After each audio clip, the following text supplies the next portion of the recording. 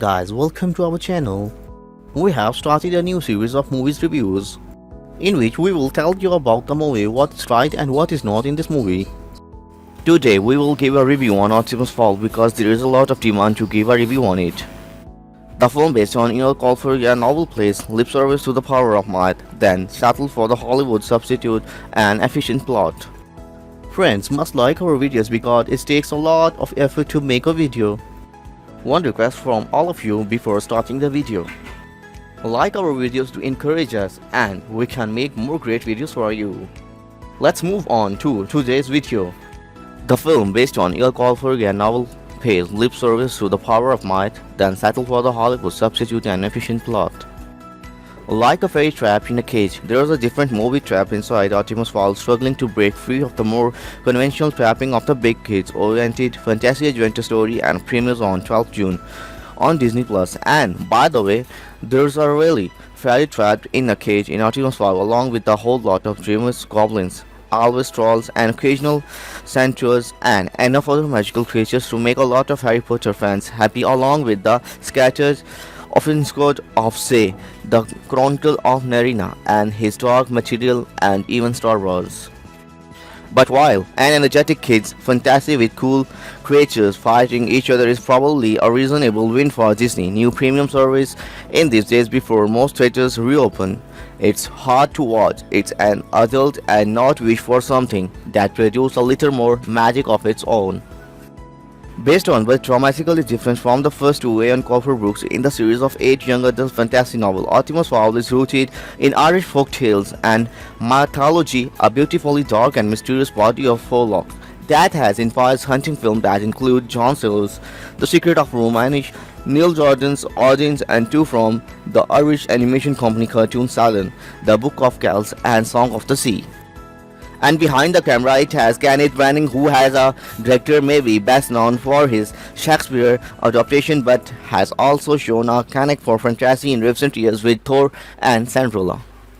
But the best films for Irish folklore and the best films by Branagh don't typically have to service the action and adventure-oriented audience the way Artemis Fowl does. The long in the works film pays lip service to the power of might, then settle for the Hollywood substitute and efficient throughout convoluted plot. The story is narrated by a British upshot cat, certainly known to the Disney Plus audiences as Olaf from the Frozen movies, which seems to be a typical calculation. To tell this story about Irish legends, let's get the least Irish guy who can find, as long as he's funny and has a Disney pedigree. And yes, he is funny as always in his role as Mult Diggums, a dwarf who's much too tall to fit in with his kind. The setup is akin to the Harry Potter universe. There are magical creatures all around us, or mostly underneath us, but we don't notice them because they don't want to be noticed. Most humans are afraid of gluten, Mult's explanations, think they had handled goblins.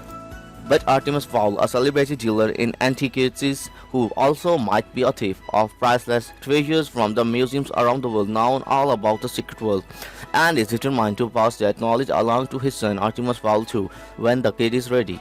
To say the young Artemis, played by the newcomer Fred Shaw, is a prodigy in the new underestimate him. He beats the European chess champion in 5 moves when he was 7-1. An architecture competition to build the Dublin Opera House when he was 9, and cloned a sheep when he was 10. But he thinks the stories his dad, Colin Farrell, tells him about fairies and trolls are simply fiction until dad disappears and turns out to have been kidnapped by a cloaked figure who speaks in a sinister croak. Think Emperor Palpatine if the carries around a green flashlight that he always aimed at his haunted fate. The bad wants Artemis to deliver a magical artifact that Dad may or may not have hidden in Fowl Mansion, and in short order the boy learns all his father's secrets, capture a young fairy who's on a reconnaissance mission and has to hold off a frontal assault by an army of fairies. This army is commanded by Commander Jolas Roth, played by Akim Jodi Dench, who looks marginally more comfortable than she did in Cats, but is asked to walk around with David Bowie's hair Sarissa in the 1980s centuries. All of this seems to promise some kind of wild adventure that travels to place unknown, but in the fact who stay put Artemis and his small band of allies which comes to include the young Paris Holly shot Laura McDonnell, simply spent the rest of the brisk 19 odd minutes running, time defending the mansion. The book frequently focused on the greed and on Artemis Fowl demand for a huge gold ransom, but the movie, at least once you get past the big fight, is more of a human fairy buddy, Pepper and a father-son story. Artemis has a mother in the book, but it is a surprise that the mom has been killed off in yet another Disney movie. At the time, there is a real stateliness to Branagh directorial style and the Patrick Doyle music, as the film moves throughout burnished, glowing interior and landscapes for which the term's picture sequence seems sadly insufficient. It's as if the director is hoping that a little restraint and beauty can hide some of the silliness, which of course it can't. Not even close.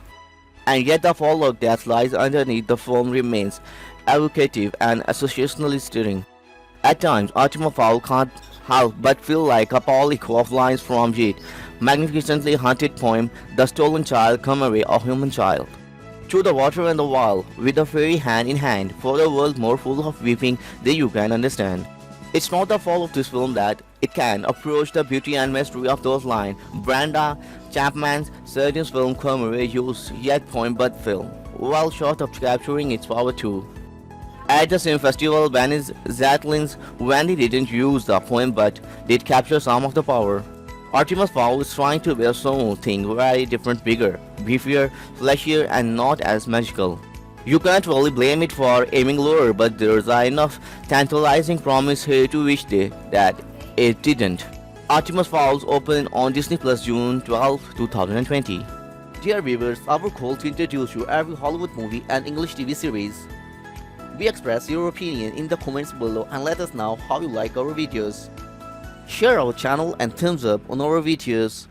If you have liked this informative video, then press the below like button and encourage us. Thanks for watching.